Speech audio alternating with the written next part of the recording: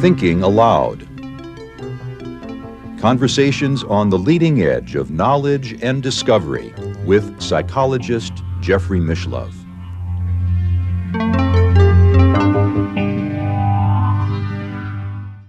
Hello and welcome. I'm Jeffrey Mishlove. Our topic today is magic and psi. My guest is my good friend Russell Targ, the pioneer parapsychologist.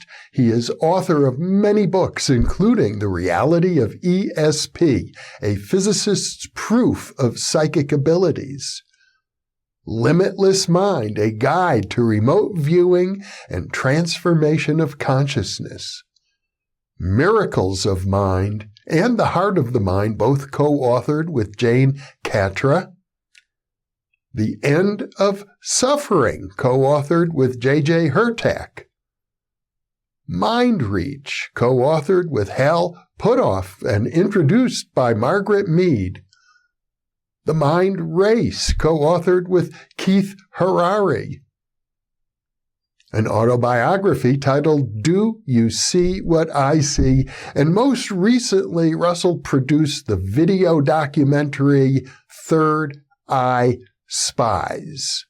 Russell is based in Northern California, and now I'll switch over to the internet video. Welcome, Russell. What a pleasure to be with you once again. Well, thank you, Jeffrey. I'm very happy to have a chance to chat with you. We've known each other a very long time, for many decades, and you have been engaged in parapsychology work for many decades, but it's interesting to think that even before that, you were, as a teenager, an amateur magician. Yes, I've been doing magic for 80 years now, if you can imagine. I grew up in Chicago. My father had a bookshop next to a tricks and jokes store, and as an 8-year-old, my father would bring me magic tricks in which I would hide a quarter from an adult. I would palm it away by sleight of hand, and then it would reappear inside of a nested box. So that's fake magic. I'm fooling somebody with my superior knowledge and my ability to cloud their mind. And I did that for about a dozen years. This kind of fake magic, very entertaining. My father had an interest in magic of the real kind, so his shop was full of magic books and books on theosophy and other things like that, and rare books. And he eventually moved our family to New York, where he became vice president of G.P. Putnam's and published The Godfather. So he was on a very good trajectory from his little bookshop in Chicago, and that moved us all to New York. So in New York, he was doing publishing, and I had free run of the city, and I could run to Hubert's Flea Circus, which is an amusement building on 42nd Street. So for a 14-year-old, I could go to Hubert's and see people doing sleight of hand magic right in front of me. My vision's not very good, as you recall. So if I could stand in front of a guy at a card table all day long doing magic, I got a very first-hand experience. So I could then go upstairs in the building and talk to professional magicians and buy tricks across the counter. So by that time, I was 14. I was becoming a experienced, let's say, amateur magician, doing stuff on the stage, pretty good quality, linking rings, traditional magic tricks, and I was doing that on the stage. And during that period, 1948, two different things occurred to me in my magical career. In my biology class in Newtown High School, Robert Rosenthal, who was a big senior while I was only a junior, Rosenthal came into our class, biology class, and said, I want to show your class what work is going on at Duke University. And he showed me my first experience with these kind of ESP cards. And these are the cards that I later bought from the American Society of Psychical Research.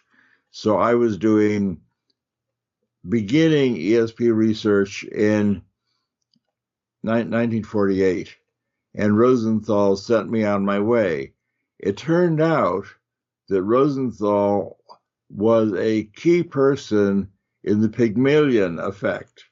What he discovered is that if you are kind to your subjects or your students, they will do better. So in the Pygmalion Effect, which is very important for this story, teachers were told that some of their students were late bloomers, and Rosenthal invented the idea of late bloomer. So if you tell a group of teachers, a quarter of your students have been measured with high IQs, but they won't show up as high IQs until later on, but they're very gifted students, just watch them. Even though that's untrue, all the students were equal, the students that the teachers thought were gifted would grow into significantly higher IQ students at a later time. And this was very important, questioning the whole idea of testing students, because what it showed is the performance of a student or performance of a cooperator is greatly dependent on how you treat your cooperator. And this is like Carl Rogers, who had not invented non-directive therapy. Rogers said that we have to be kind to our patients, teach them as warm-hearted, and that's what I tried to do in my work at SRI. I was always very open-hearted, very positive affect. We expect everything we do to be successful. This is not a test. This is a social agreement.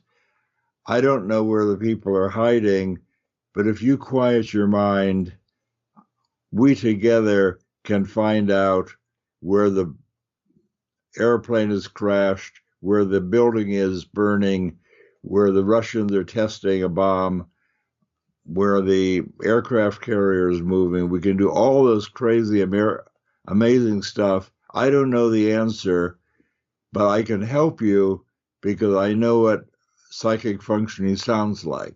So I'm the experimenter here. I'm the non-directive teacher, and I'm just being kind to my visitor with the assumption that he's going to describe the right answer. And I did that for a decade at SRI and had anomalously good success. And I will show you some of the things that I did, some of which are quite humorous. And I did that for a decade. And by people began to replicate it. And there was a small group of American parapsychologists who began to have very good results with non-directive experiments. Chuck Honorton was doing the Gansfeld, and other people were doing that. And in 1990, I called a conference called Increasing Psychic Reliability. This is with Russell Targ, William Broad, Rex Stansford, Marilyn Schlitz, and Chuck Honorton, and we all decided together that what we were concerned about is that 90% of the highly significant free response experiments were being done by 10% of the people, and most of those people were at that meeting. And we wanted to know, why is it that Rex Stanford, Marilyn Schlitz, Russ Targ, so forth, are getting 4 or 5 standard deviation, 1 in a million experiments, and other people are not seeing that? And we decided that the results you get in a free response trial are strongly dependent on how you interact with your subject. I, of course, have no training in that. I knew who Carl Rogers was, of course, but I had no training in how to do psychology experiments because I was a physicist. I entered ESP research with 15 years experience in laser physics, never done a formal experiment in my life. But what I had done is a lot of magic tricks. And in thinking about this year, what I had been doing, what did my magic tricks in Chicago as a punky amateur magician, what did that have to do with my decade at SRI?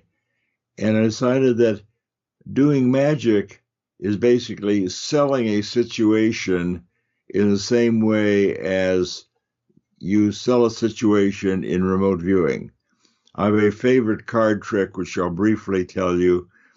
The illusion is, as I say over the counter, the effect is I shuffle a deck of cards, hand you the deck, you choose a card, and then I reveal my knowledge that I knew the card all along. Now the trick is I did know the card all along, but the trick is I wasn't actually shuffling the cards. You were not actually cutting the cards. You have the strong experience, and I've done this for government scientists. Part of my credit for being able to do ESP research and get money from the government is that I was trained in magic. What does that mean? That means that I am less likely to be fooled by a visiting magician. For example, here's a deck of cards, regular cards, shuffle them up, choose one. Your card's the 8 of clubs. That's the one my partner had written down an hour before in his notebook. That's impossible. How could he possibly have known the card? And the answer is, my attention on you was to make you misapprehend what you clearly think you saw. That's what fake magic is. Misdirection is very powerful. This little trick I described is called the magician's force, in which I am exposed to your saying, that's not the card I chose. You can't make me do that. But in 80 years of doing that trick from a kid, I've never been caught. Nobody has ever caught me out saying, that's bullshit. That's not the card I chose.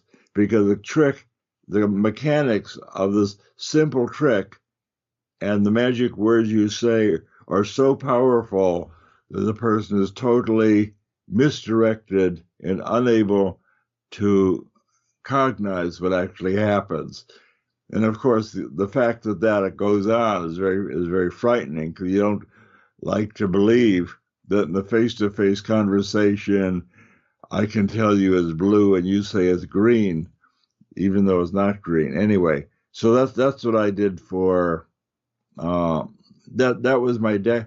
I believe the reason I'm chatting with you now is I believe that my 2 decades of doing magic was good preparation for doing real magic at SRI, where I would sit in the room and I would tell the person, I have no idea where your boss has gone to hide. He could be anywhere in the Bay Area, but you and I will be able to describe it. If you just close your eyes, tell me about the surprising images that appear in your awareness, and write those down, we will discover that the images that came into your awareness strongly correspond to where my partner Hal and your boss Joe have gone to hide, even though I have no idea where that could be. So it's as though I had created new magic words. I would never say, we're going to try and find out where your boss has gone. Where do you think he's gone? Because even 1,200 years ago, the fellow on my wall, which I think is still visible, the Padmasambhava, wrote a book called Self-Liberation Through Seeing with Naked Awareness.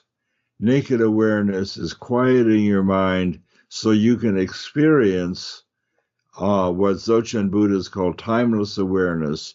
You can move your consciousness freely into space, into time. Your consciousness is independent of time, so you're free of cause and effect.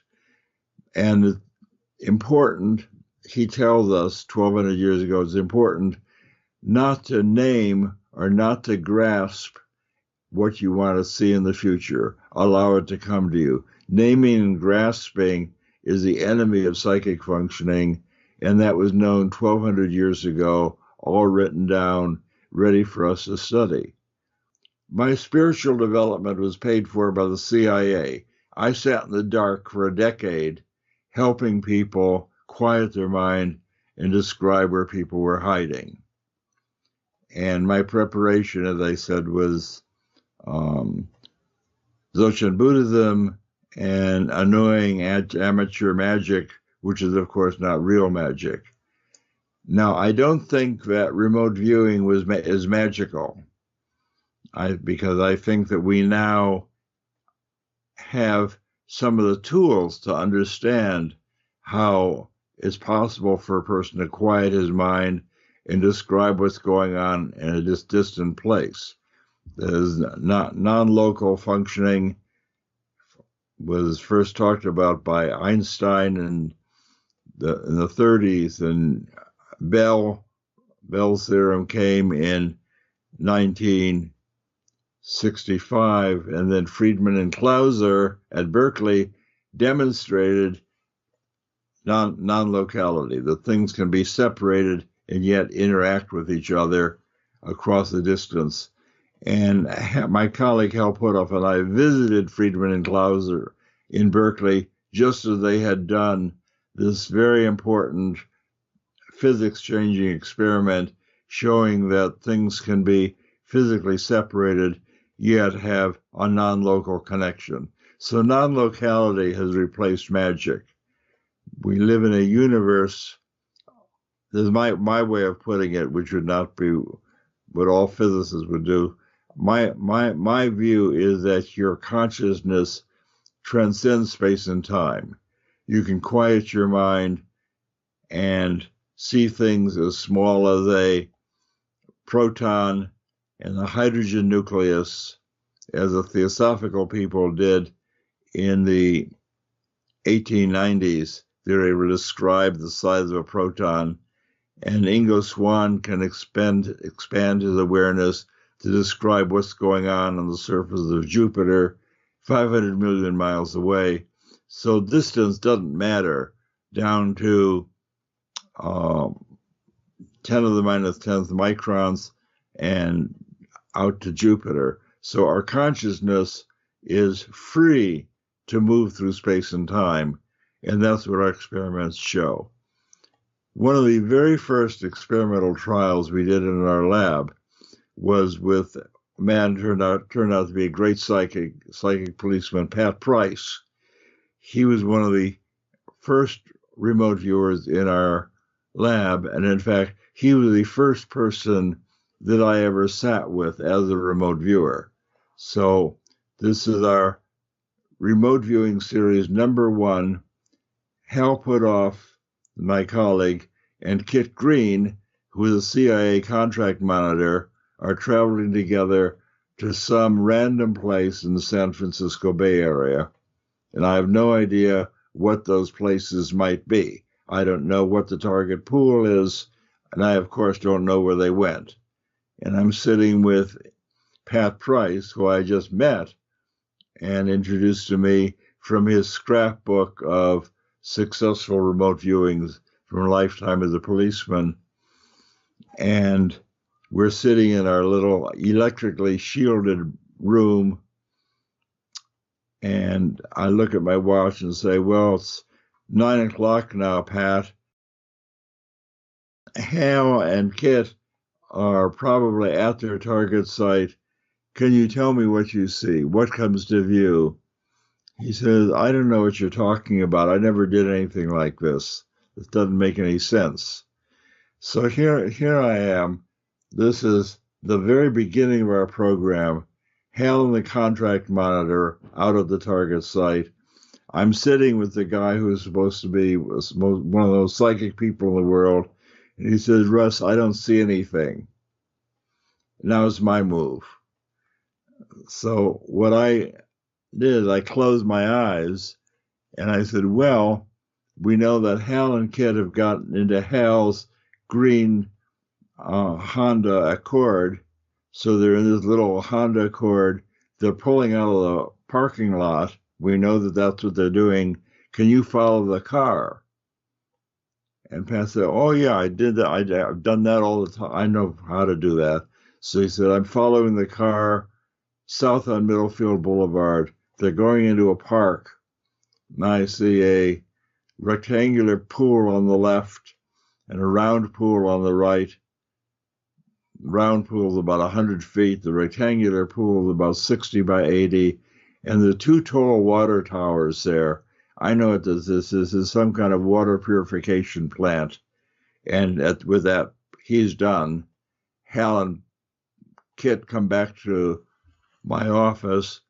Pat had a amazingly accurate drawing that he made with me of the rectangular pool and the round pool drawn correct to within 10% accuracy. The water towers are, of course, not there because the swimming pool complex. It wasn't until 10 years later than the city of Palo Alto was celebrating its 100th anniversary that we learned that Rinconada Park swimming pool complex used to be a water purification plant. And in the pictures that they sent to me, they contains a picture of the two water towers just as Price drew. So put it all together, Price was able to draw a geographically accurate picture of where Kit and Hal were located now and what used to be there 75 years ago, which was the pair of water towers, which undoubtedly would have been the tallest thing in the city of Palo Alto. So when people say, well, what part does the interviewer play? Of course, I don't know the answer, but I'm sitting with Pat, and Pat says, I don't see a damn thing. I then have to suddenly find out what an interviewer does, or in a certain sense, it would be the end of the program. This was our demonstration for the CIA of what we do, and the answer has to be, we better damn well be doing something. So that was my very first experience with conducting a remote viewing. Russell, I'd like to go back to a remark you made when we first started about Robert Rosenthal and the Pygmalion Effect. Most people assume that it's really has nothing to do with non-locality or with the paranormal, that if the teacher is nicer to these students because the teacher has high expectations, the students will then perform better. But I gather from our conversation that you seem to be suggesting there's a non-local or a paranormal component to the Pygmalion Effect. No, Jeffrey, I think that there are two phenomena going on now. If somebody comes into my lab and we're going to do an experiment, if they think this is a test, that makes it infinitely harder than if they feel that they and I are going on a little trip. So the Pygmalion Effect is not a metaphysical phenomena. It's a manifestation of being kind to your students. If you're kind to your students, you can help the student manifest an ability that he has that he didn't know he had. So people come into my lab, and I'm going to describe some of them who said, I don't believe in this stuff. This is all bullshit.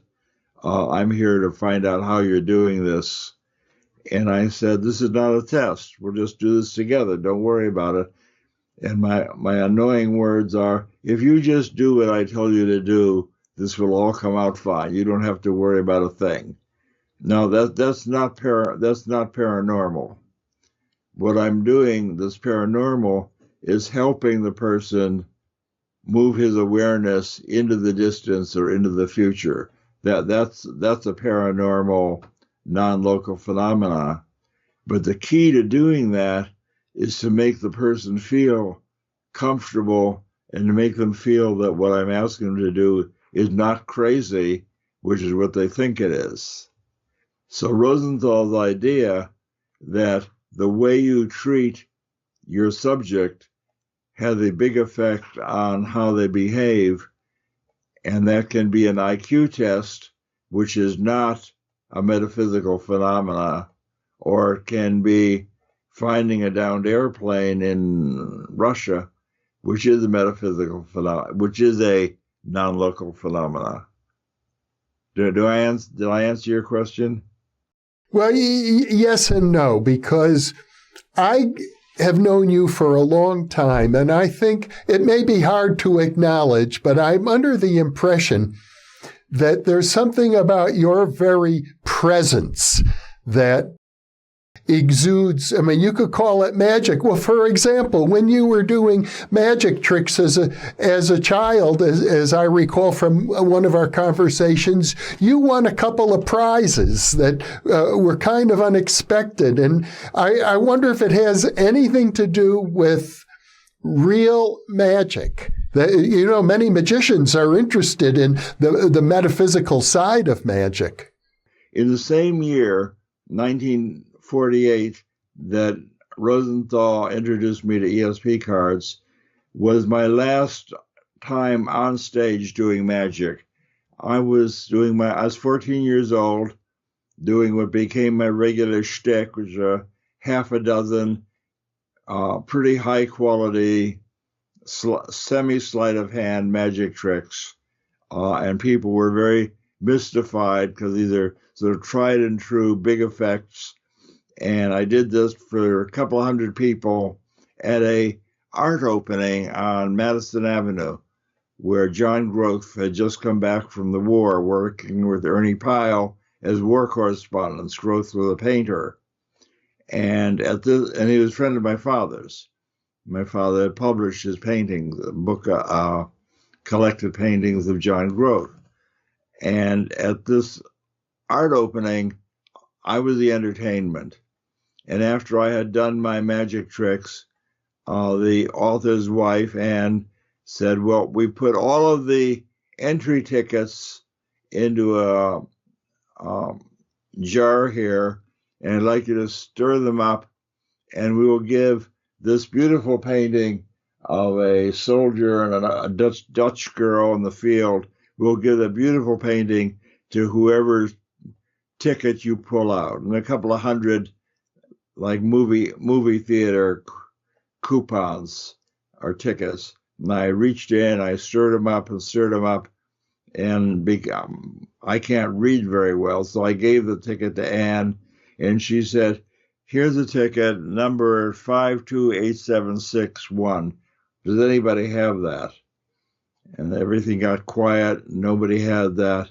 And it occurred to me, well, I had one in my pocket. I pulled out mine and handed it to Anne. And she said, by golly, the young magician had the winning ticket. So I had stirred up this pot of 100 tickets and pulled out mine. And they agreed that the magician could have this painting, which I have on my wall now. But Anne said, that's really not fair. We should, somebody should be able to win this other than the magician. So stir him up again, Russ, and pull out another ticket. I stirred him up again, gave Anne another ticket. She read out a new number, silence in the room. Finally, my father stood up from the back of the room. He said, well, by golly, Russ did it again. He pulled out my ticket. So the second picture, which is of a beautiful color painting of a bullfight, which I also have on my wall. So I managed to pull out from a group of 200 I pulled out my ticket, my father's ticket. It's the odds of like 1 in 40,000. Very unlikely event. Very unlikely event. Now, now we like to believe we live in a causal world.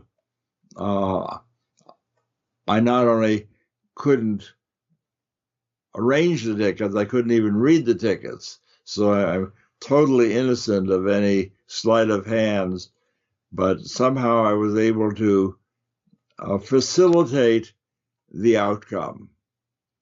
So I played a part, no doubt. I reached into the jar 2 times and pulled out our family's tickets 2 times, odds of 1 in 40,000.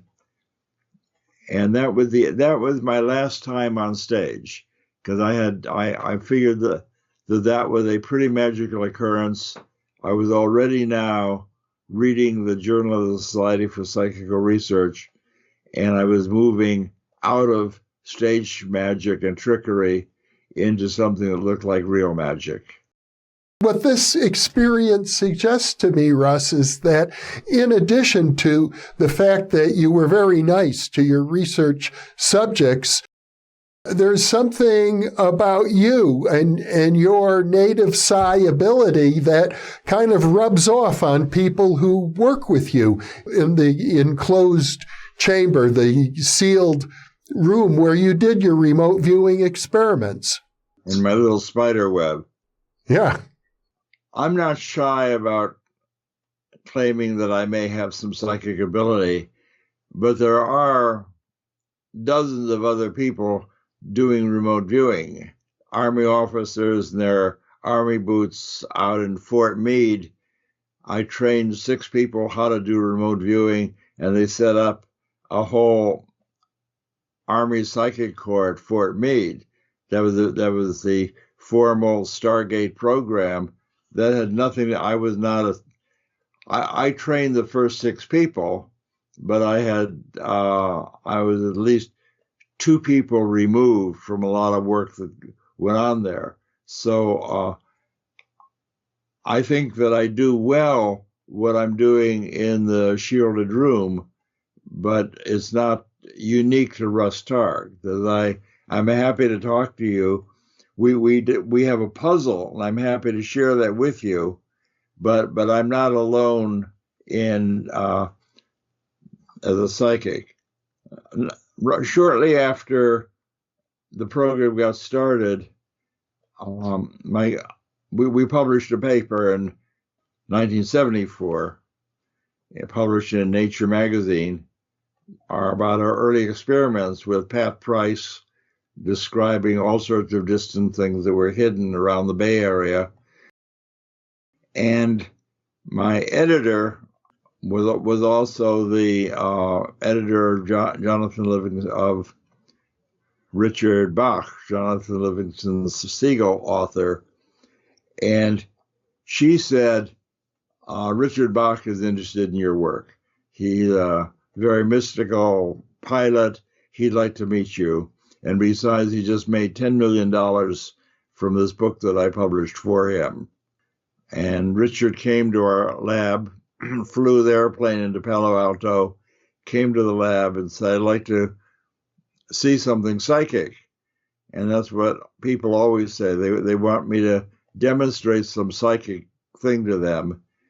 And my answer always is, I'm not going to do that because you'll then think it's a trick. But I will show you how to do it, and then you can go away with the drawing that you made. So we'll send Hal, my partner, to hide someplace, and I have no idea where he's going, no idea at all. And you and I will find him. So Hal went someplace.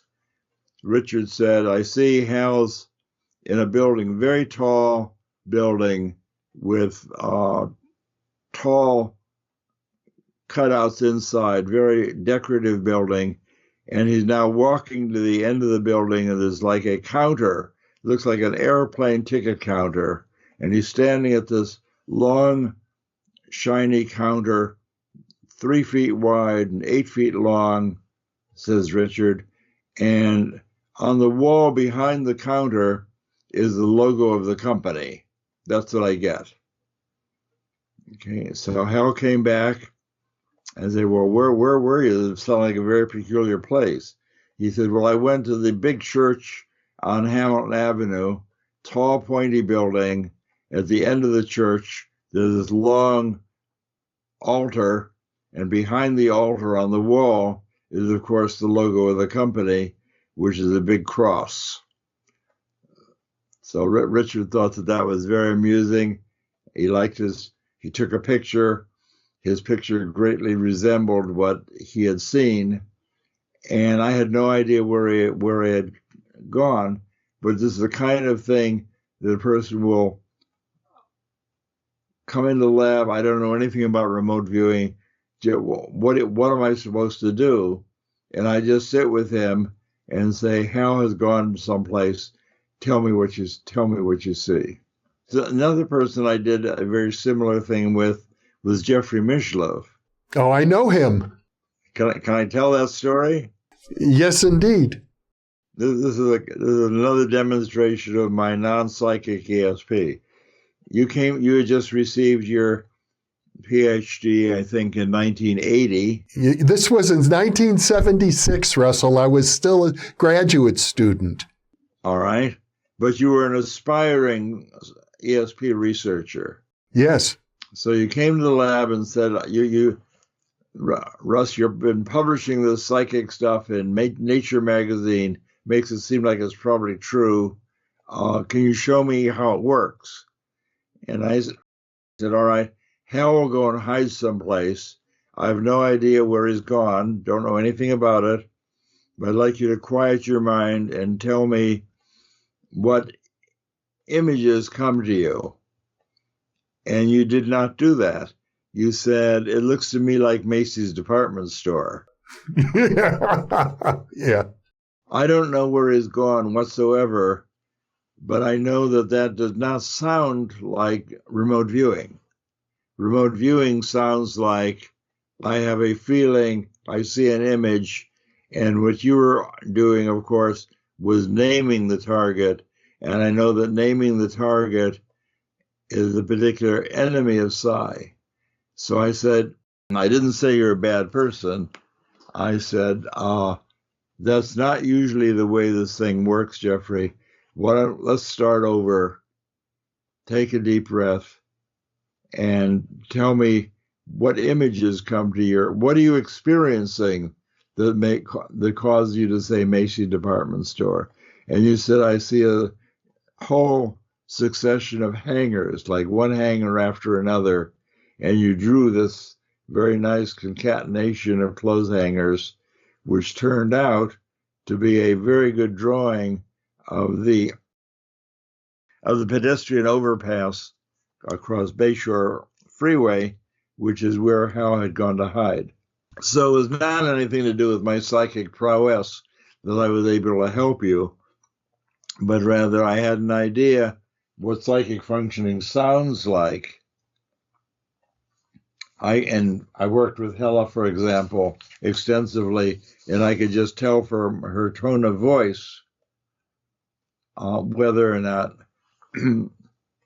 she was describing something psychic.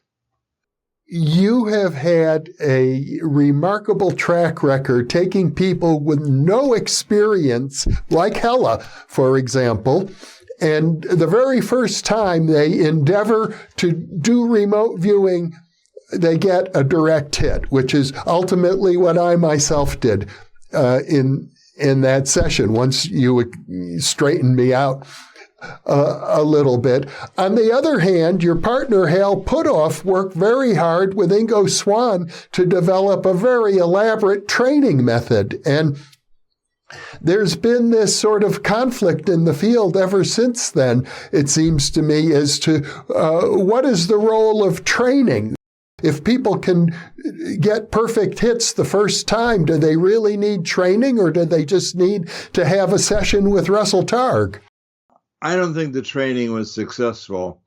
People have copied the remote viewing, coordinate remote viewing, different kinds of remote viewing protocols as training.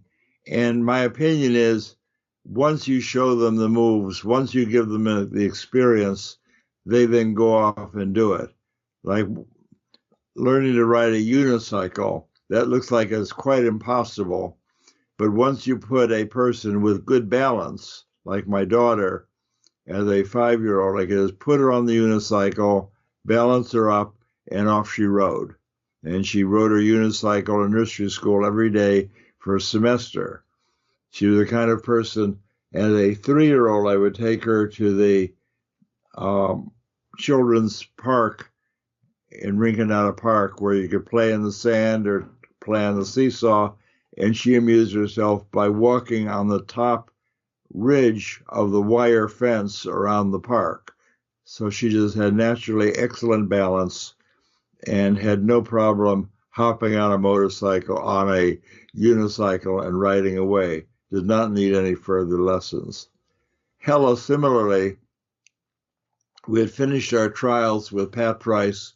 We'd done 9 trials of the form. You and I are sitting in the laboratory. Hal is hiding someplace as though he's been kidnapped. What do you see? What comes to view? Pat described 9 different places on those 9 trials. 7 of those were judged first place, which would be odds of 1 in 100,000. Or to put it simply, if Hal had been kidnapped 9 times by the terrorist, Price would have named the place 7 out of the 9 times. So Price would have named where he was hidden 7 out of 9 times. And the CIA thought that that was very important and renewed our program. They weren't interested in the 1 in 100,000. They were interested in the fact that Pat could say they've gone to a church, they've gone to the windmill, they've gone to the waterfall, and that was where he had been 9 times in a row.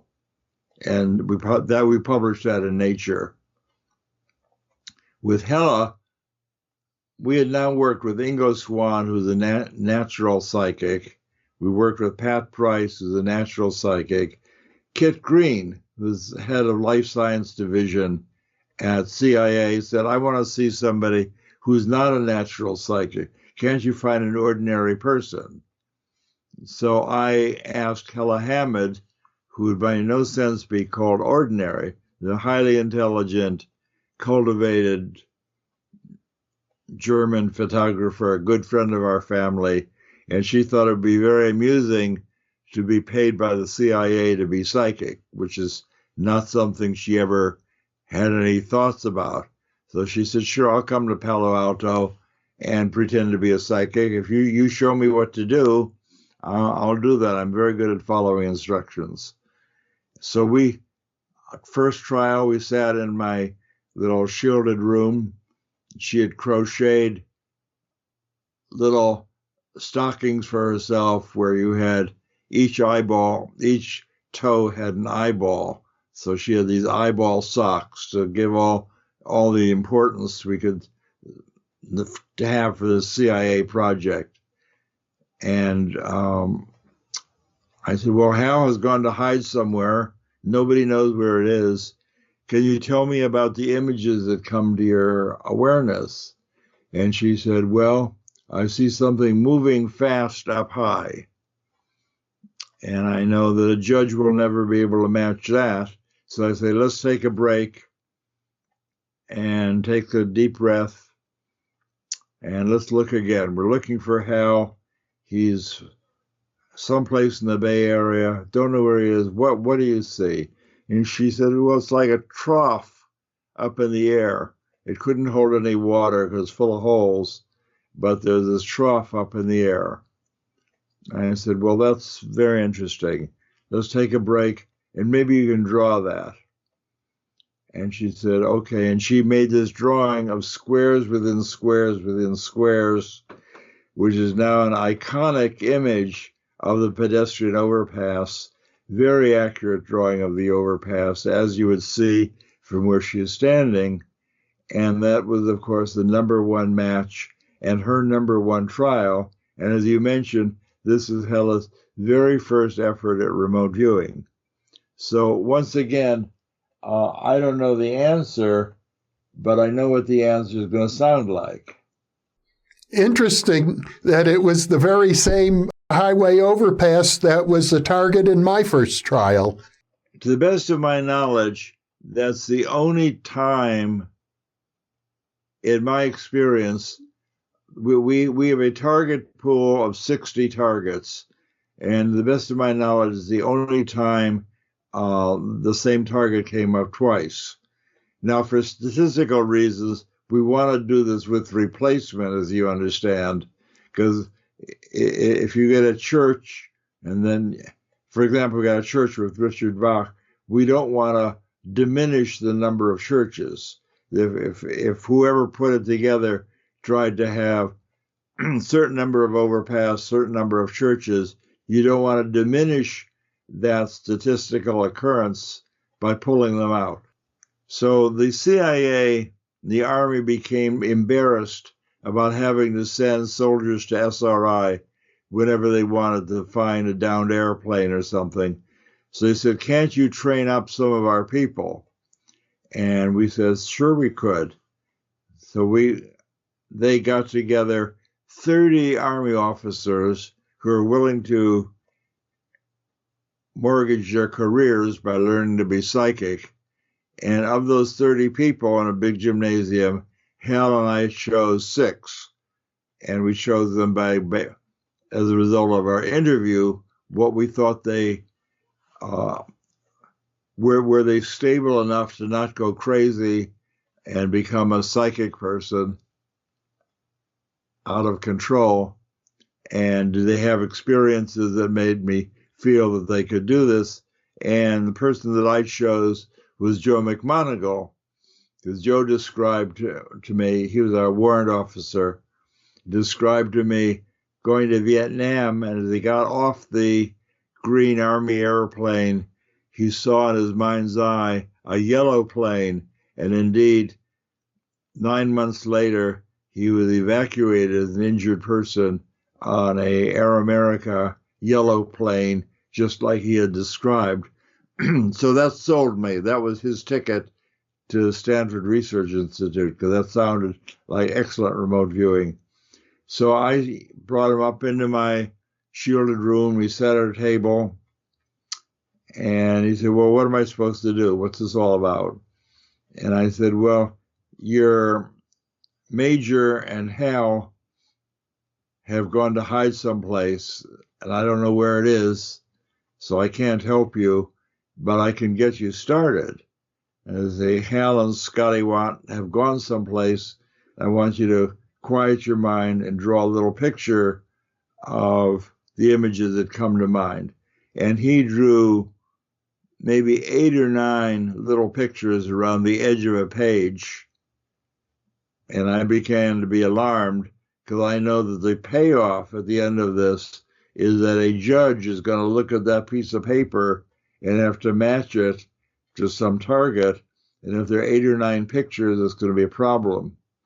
So I said, okay, that's a good one. Let's take another piece of paper, and of the things you've seen, which is the one that you can move into and get further information about? And he said, well, there's this one building with tall black and white piano keys appear to be in the front, and a long collection of building along. Now, this is all 40 years ago, so my memory is not perfect, but I know that he talked about the piano keys in front and the long concrete building in the back and a fountain in front. That's what I get. And and I said, well, can you make a drawing of that? And he made a very nice drawing. In fact, he made an exceptionally nice drawing of the Stanford Art Museum, which we now always feature as what an Army officer can do if you lead him into doing remote viewing.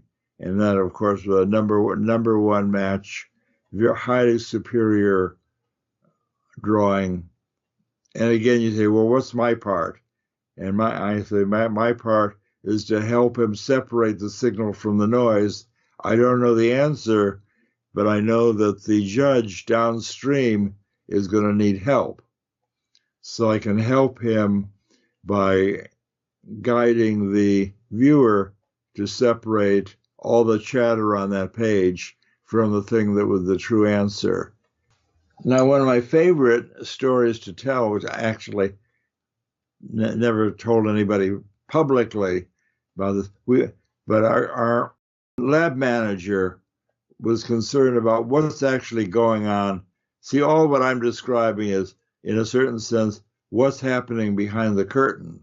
Because all of this remote viewing is me in the dark with the viewer. And SRI has no idea what am I doing in the dark with the viewer.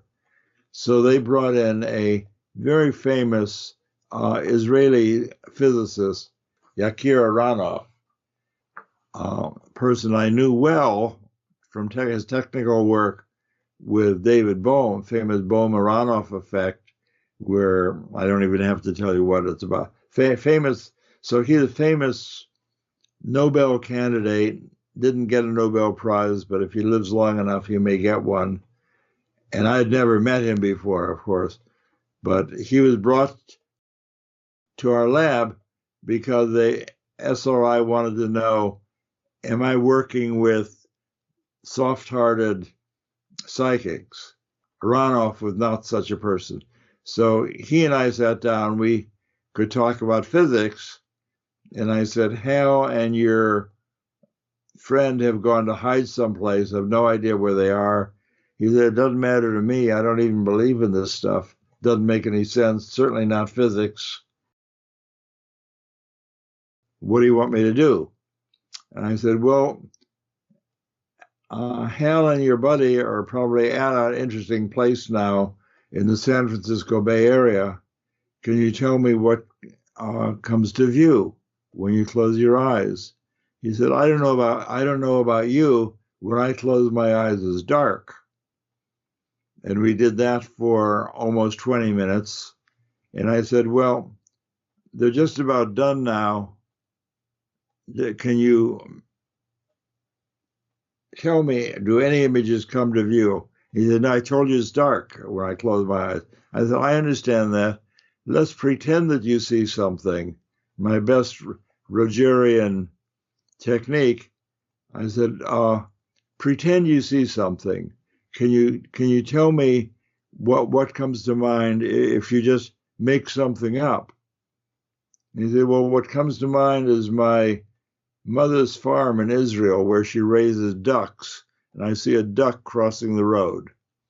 And I said, that's wonderful. Could you draw that for me, please? And he made a very cute little drawing of a duck crossing the road. And your ESP will tell you that the place they had gone in Palo Alto was the duck pond by the Palo Alto airport. So target on the piece of paper that they went with, driving instructions that go to the duck pond, and the arch psychic from Israel drew him a picture of a duck. Do you think that changed his attitude at that point? It changed no, I don't think it changed Aronoff's attitude, but it changed the attitude of our lab manager, because this is like a 100% match from a very trustworthy person of his choosing. So they were quite convinced. And I had one other person like that that's worth talking about. We were now lined up to get $1 million a year working with the Army. And we had a visit from Walter LaBerge, who was Undersecretary of Defense. So we had this secret program at SRI. Nobody knows that it's the Army. And LaBerge comes flying in a helicopter. We have to clear our parking lot so this guy can come flying in his helicopter. And everybody wants to know, what's Puloff and Targ doing that you get Undersecretary of Defense? What kind of program is this? So LaBerge and his major come upstairs, and I get to meet them, and they get to meet Hal. And then they go hide someplace. the Major and Hal. And again, the story you've become accustomed to. The Major's, LeBerge said, I don't believe in this. Can't you have Ingo Swann or somebody do this? And the demonstration, I didn't plan to be a psychic here. I planned to watch a demo. And I said, if I do a demo, I could do that. I could have Ingo Swann tell you where Hal and the Major have gone. But then you'd go back to Washington, and you and your Major would try and figure out how the trick was done. How did I deceive you? How did I get you to believe this was the answer? But on the other hand, if you just close your eyes and draw a picture of where they are, then you'll have your own picture and your own experience to guide, and you'll have that back in Washington. And he did that. He drew that they had gone to a place called Allied Arts, north of SRI. And he said, I see a lot of bricks. Is a circular brick structure with a fountain in the middle. And that's exactly where they were. If you ever look up Allied Arts, he drew a wonderful little sketch of the bricks in the fountain, and we got the contract. We basically, with these various people, we had to earn our way. If you claim you're doing something psychic, show me what you're doing. So even with skeptical people like Aronoff and LeBerge, who don't believe in it, don't want to do it, I sort of soften it so they don't have to do anything that's weird. I don't say, where are they hiding, which is a obviously impossible task. I just cue it up and explain to them, you can't do this wrong. All I want to know is what you're experiencing. I just want you to tell me about the surprising images that come into your awareness, and only you know that. So if you will share that with me, then we'll be able to find the people that are hiding. And those are if you think of this as a magic trick, those are the magic words. Just close your eyes and tell me about the surprising images that come into your awareness. And then they will do that exact thing, and we'll be able to find them. Well, Russell, you've been one of the most successful parapsychology researchers in history. You've been doing this work now for half a century. I know you worked with groups of people all over the world, teaching them to do the very same thing. I wonder if you have any thoughts about where all of this interest in remote viewing, and now there are, I think, tens of thousands of people practicing remote viewing, what is it leading to? It leads people to the idea that there's more to the nature of their body and soul than meat and potatoes, that they have the ability to quiet their mind and experience the universe, that the Buddhists teach us to expand their awareness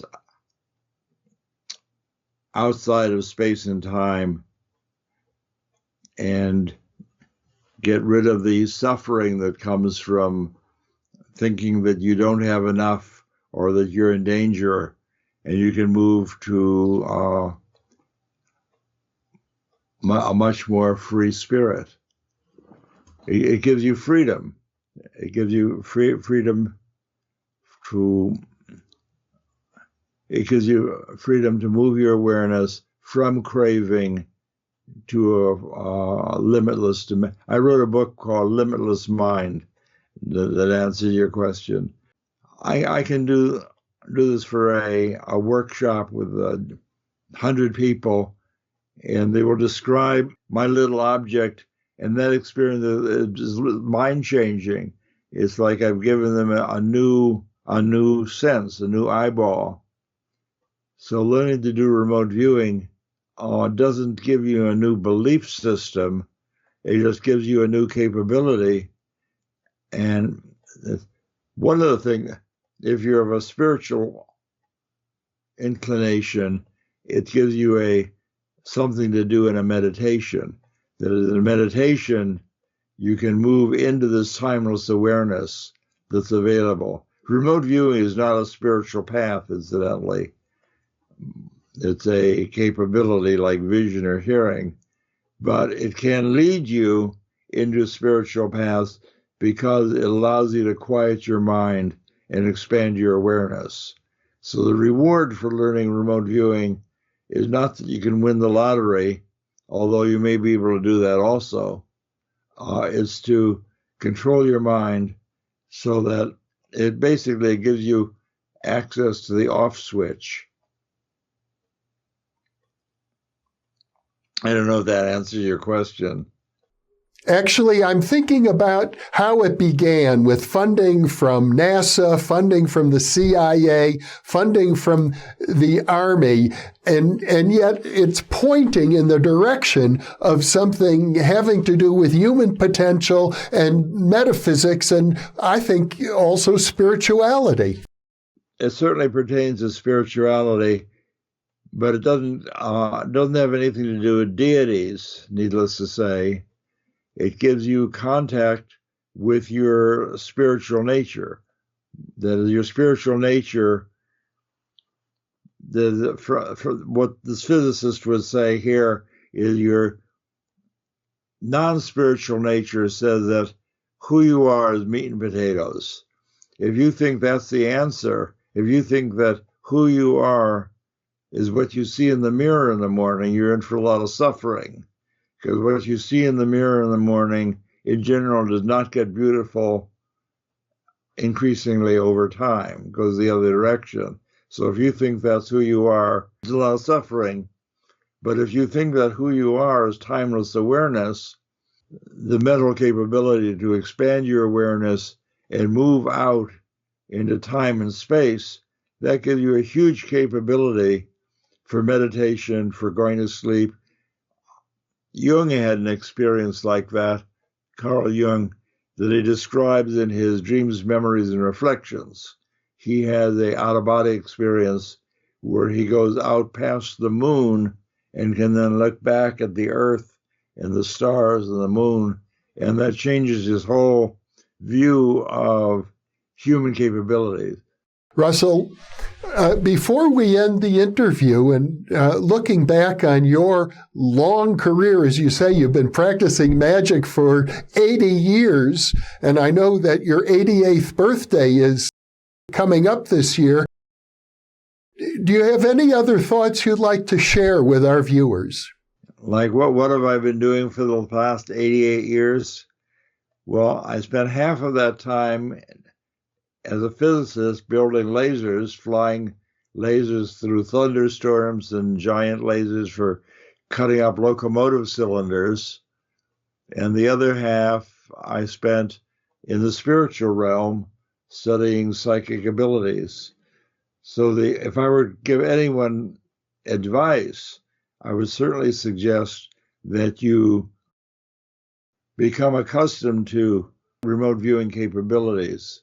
So if you can control the chatter of your mind and open your mind to see into the distance, see into the future, when you're going to sleep, for example, you can't go to sleep, something you can do with your chattering mind is move off the planet into the distance, into the future, where there are no distractions.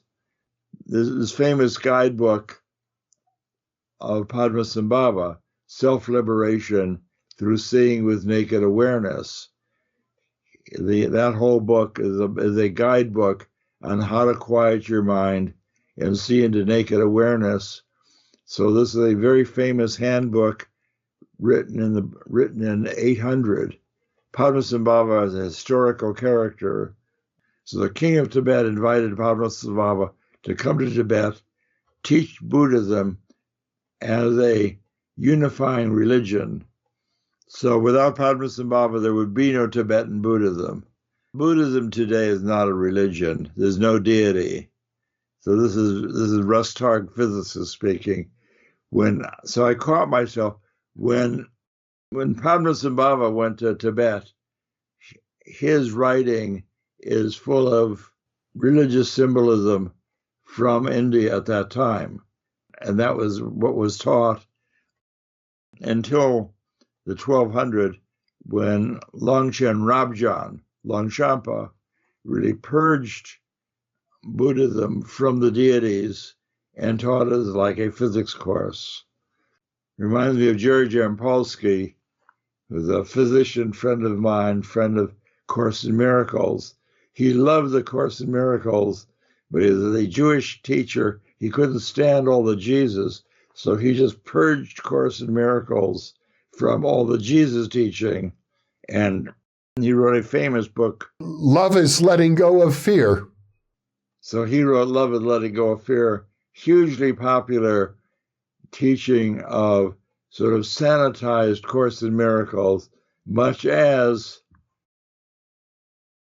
Longchenpa's books, Basic Space of Phenomena. Longchenpa's famous book was called Basic Space of Phenomena, which sounds like a physics text, but it's really a meditation text. It's about Buddhism without deities, which is the way it is today. Well, I gather then that the message you'd like to leave with people is that if they explore this area, they can maintain a scientific, rational approach and still open themselves up to what we could think of as non-local or metaphysical reality, that these things are compatible. That's right. Longchen Rabjan in the 12th century has written sort of I'll annoy a lot of Buddhists, but he sort of gives you a mathematical treatise on Buddhism, how to quiet your mind, what's there, what's available, what you can do. And he's the one who said, amazingly, you are free from the ordinary ideas of cause and effect because your awareness is outside of time. You're not limited by cause and effect. Very, very amazing thing for somebody to say in the 12th century. And his name is Longchen Rabjan, and his friends call him Longchenpa. You know, earlier at the beginning of our interview, Russell, you mentioned you had been practicing Dzogchen meditation. And I guess Dzogchen is a style of Tibetan Buddhism.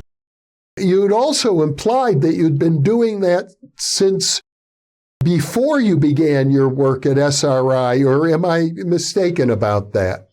I may have said that. I began Dzogchen Buddhism about the same time. I had been a long time I was a child theosophist, so I was hanging out at the New York Theosophical Society as a graduate student in 1956. So I was doing Kundalini meditation for a long time until I decided that was very dangerous. But I had pursued Kundalini for quite a while until I had a scary experience, not something to be done without a teacher. But so I was an experienced meditator by the time I got to SRI. Well, Russell, this has been a delightful conversation. Is there anything else on your agenda that you'd like to share? I think you've been very generous in giving me an opportunity to tell people what I've been doing. So we're celebrating the 50th anniversary of remote viewing at SRI. Indeed, I'll have an 88th birthday in April. And in June, we're celebrating the 50th anniversary of Bobby Fischer becoming the world chess champion. And Fischer was my brother-in-law, wife.